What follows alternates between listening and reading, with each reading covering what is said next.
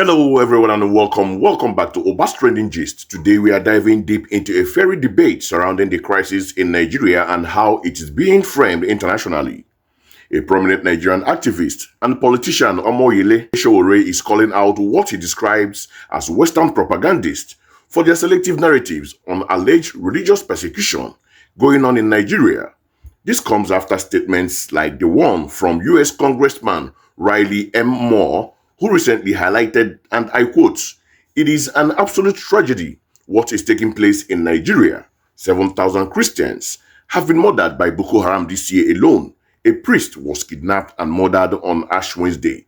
54 Christians were martyred on Palm Sunday. This is why I am urging Secretary Marco Rubio to designate Nigeria as a country of particular concern to protect our brothers and sisters in Christ.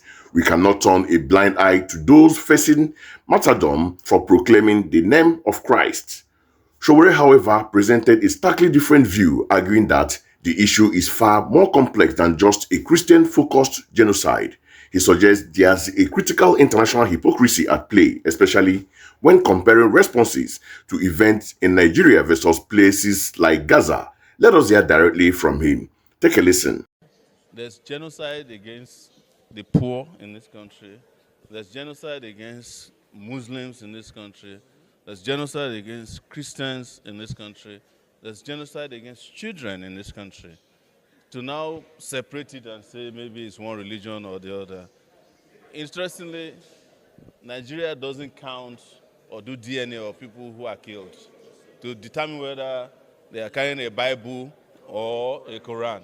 So the number of people that were abducted on our road yesterday, did anybody find out whether they are Christians or Muslims? Whereas the US can nitpick symbolically to say, because they have policies, definitely. They say, oh, there are genocides against Christians in Nigeria. Why is the US not taking the same position in Gaza? That there's genocide against Muslims by Israel. So there's international hypocrisy about that. In a country where they are killing 6,000 people a day, you did not designate the killer as a genocidal government. But you are here. Please, let's be careful. I am not in any way defending what is happening in Nigeria. But I'm just saying that the problem with Nigeria has nothing to do with religion. It's complete irresponsible leadership and insecurity that kills everybody. Yes. What about when the terrorists go and kill people in the mosque? When you talk about insecurity in this country today, it happens more in the north, in the Muslim part of the north. And that's the truth. That's where they go to mosque. I think they killed about 35 people in a mosque in Gaza. And the people who killed them were not Christians. They are probably people who identify as Muslims.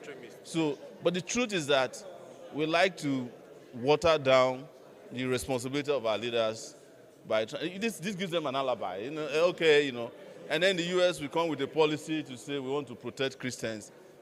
It's okay. Let's bring a big boat and take all the Christians out and see if nobody will get killed again. Powerful words there from Omoleye Sowore. His argument is multifaceted and challenges the often simplified narrative we hear. He starts by asserting that there's a genocide against the poor, against Muslims, against Christians, and against children in Nigeria.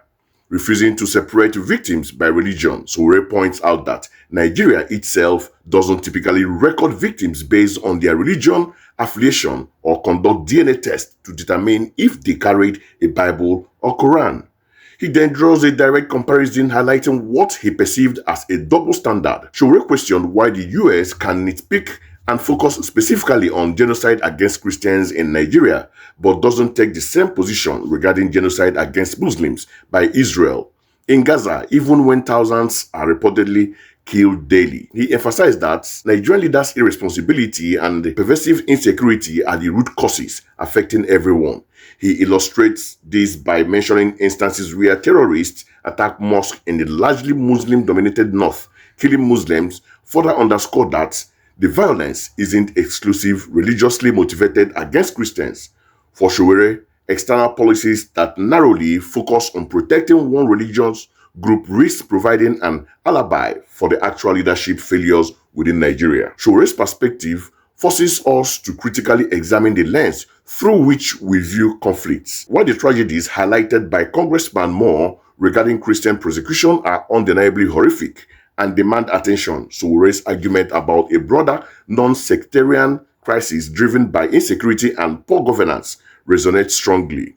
It brings to light the sentiment that some Western narratives might be blowing things out of proportion or focusing too heavily on only one aspect of the suffering. As Sowore pointed out, when terrorists attacks, they don't discriminate based on whether a victim is carrying a Bible or a Quran. They kill indiscriminately. The suggestion that this particular propaganda intensifies after Vice President Shetima's statement at the U.S. General Assembly regarding Gaza and Palestine also raises questions about potential geographical motivations behind such designation. It could be seen as an attempt to leverage human rights concern to exert pressure or to create a particular narrative that aligns with certain foreign policy objectives. When innocent lives are lost regardless of their faith, it's a tragedy that requires a comprehensive and unbiased response, framing the issue solely as a genocide against Christians while ignoring the suffering of Muslims and other vulnerable groups at the hands of the same perpetrators risk oversimplifying the crisis and potentially exacerbating religious division. Nigeria's insecurity is a national challenge that impacts all its citizens, and effective solution must address these systematic issues rather than narrow, religiously defined ones. What Omoleye Sowore brings to the table is a crucial reminder that Nigerian crisis is not a simple binary of religious persecution. It is a complex tapestry woven with thread of irresponsible leadership, widespread insecurity, and a desperate need for effective governance that protect all its citizens, regardless of their faith and background. It also serves as a critical mirror reflecting on how international bodies and nations engage with global crises, urging for a more balanced and less politically motivated approach. What are your thoughts on this? Do you agree with Sowore's assessment of Western narrative, or do you believe in Christian persecutions is justified? Let us know in the comments below. Don't forget to like this video, share it with your friends, and subscribe to Obas Trending Gist for more in-depth discussions. Until next time, stay informed.